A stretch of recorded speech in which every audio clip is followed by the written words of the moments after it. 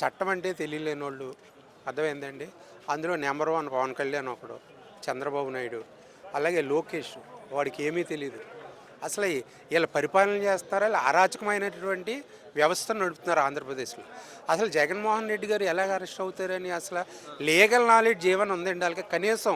కనీసం ఒక కూలి పనికి వెళ్ళి ఒక నార్మల్ ఒక ప్రజలు చిన్నోళ్ళకి కూడా తెలుసు నాలెడ్జి. మరి అలాంటిది ఆ సత్యం రామలింగరాజు దయవలన అక్కడ 10th కూడా ఇక్కడ పాస్ అవ్వలేనాడు లోకేష్ బాబు అనేవాడు, అక్కడ వెళ్ళి ఏదో చేసి ఇక్కడ వచ్చేసేసి వీళ్ళందరూ ఈవేళ ఆంధ్రప్రదేశ్లో ఎంత దౌర్భాగ్యమైనటువంటి పరిస్థితులు నాకు తెలుసుండి 89 నుంచి నాకు పాలిటిక్స్ తెలుసు. ఇప్పుడు వరకు కూడా ఇలాంటి దిగజారిపోయినటువంటి నాయకులు జగన్ను ఓడించలేక వీళ్ళు ఎట్టినటువంటి కొత్త అవతారం ఏంటంటే కూటమి అవతారం. ఏమండి, ఇందులో వీళ్ళు చేసేది ఏమీ లేదు. కాబట్టి లీగల్గా అది తప్పండి. జగన్ అరెస్ట్ ఎందుకు చేస్తారో ఇప్పుడు నేను చిన్న ఉదాహరణ చెప్తాను. ఒరిస్సాలో ట్రైన్ యాక్సిడెంట్ జరిగింది. ప్రయాణికులను అందరిని అరెస్ట్ చేశారా? డ్రైవర్ని అరెస్ట్ చేశారా? అక్కడ జరిగింది ఏంటి, ఇష్యూ ఏంటన్నదే వీళ్ళు మ్యానుఫ్యాక్చరింగ్ చేసి ఇప్పుడు ఏదైతే టెక్నాలజీ ఉందో ఆ టెక్నాలజీ ద్వారా వీళ్ళు లోకేష్ అంటేనే ఒక మాయాజాలమైనటువంటి మనిషివాడు. ఏమండి, చట్టాన్ని ఒక తప్పుదోవలో పట్టించి మరి వైసీపీ నాయకులు కానీ కార్యకర్తలు ఎరుపు రంగు చూసినా రెడ్ బుక్ చూసినా సరే గుండెపోట్లు హార్ట్ స్ట్రోక్లు భయపడుతున్నారు అని చెప్పి అంటున్నాడు. కల్పితమండి. వాళ్ళకు వస్తున్నాయి గుండెపోట్లు, హార్ట్ అటాక్లు. మా వాళ్ళకి ఎవరు రావట్లేదు.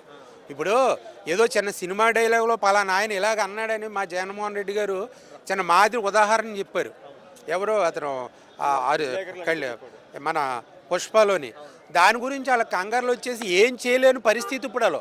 అసలు ఏంటి మీరు ఇచ్చిన వాగ్దానాలు ఏంటి, మీరు ఇచ్చిన సూపర్ సిక్స్లు ఏంటి, 140 నువ్వు మేనిఫెస్టోలో చేసావు, నువ్వేం అమలు చేసావు?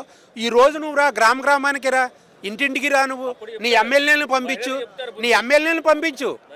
నువ్వేంటి 6 గ్యారెంటీ పూర్తి అయిపోయినా ఎవరైనా మాట్లాడితే 4 కోస్తాను 4 మందం అయిపోయినట్టు అంటున్నాడు. నా 4 తీసేయమనండి. నేను ఒక దళితుని, నా 4 తీసేయమనండి.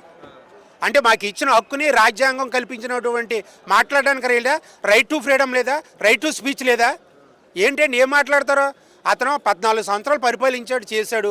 ఒకసారి వెన్నుపోటు పొడిచి గత ఎన్టీఆర్ గారు, సీనియర్ ఎన్టీఆర్ గారికి వెన్నుపోటు పొడిచి వచ్చాడు. ఇలాంటి మాయలు చేసే, మంత్రాలు చేసే అతను మాయ చేసి వచ్చాడు. అతను 14 సంవత్సరాలని అంటున్నారు, అది కూడా కరెక్ట్ కాదు. అందులో 5 సంవత్సరాలు తీసేలా. ఇప్పుడు మంచి పరిపాలన, సుపరిపాలన చేయాలండి. ఇప్పుడు లీగల్ నాలెడ్జీ లేనోడు అలా మాట్లాడుతున్నాడు అంటే ఏం చెప్తావు? ప్రతి ఓడు మాట్లాడమే. పవన్ కళ్యాణ్ ఊగిపోయాడు, ఎలాగెలాగలా ఊగిపోయాడు.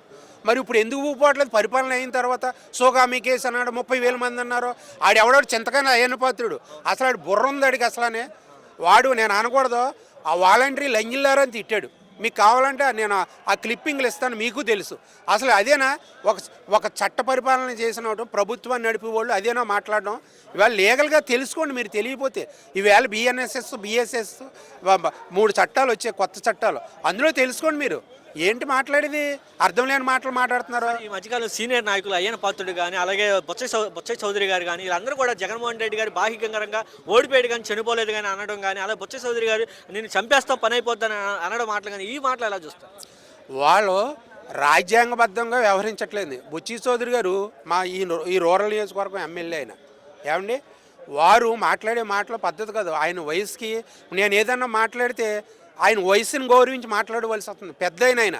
కానీ ఏదైనా బాధ కలిగి విషయం టాపిక్ని మాట్లాడతాం తప్ప వారిని వ్యక్తిగతంగా మాట్లాడడం.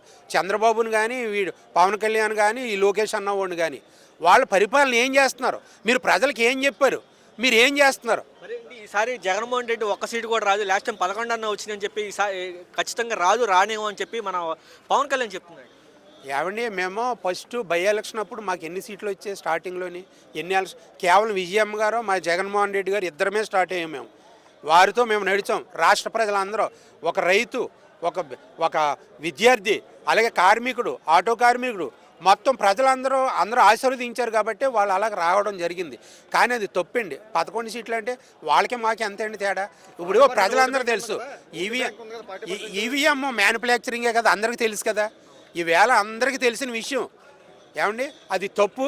వాళ్ళ భాష మార్చుకోవాలి ప్రధానంగానే. ఇంకొక రాయిపేట అరుణ, ఆవిడ ఏటో ఊరికే గీకేసుకుంటుంది, ఏటో అర్థం అవ్వట్లేదు.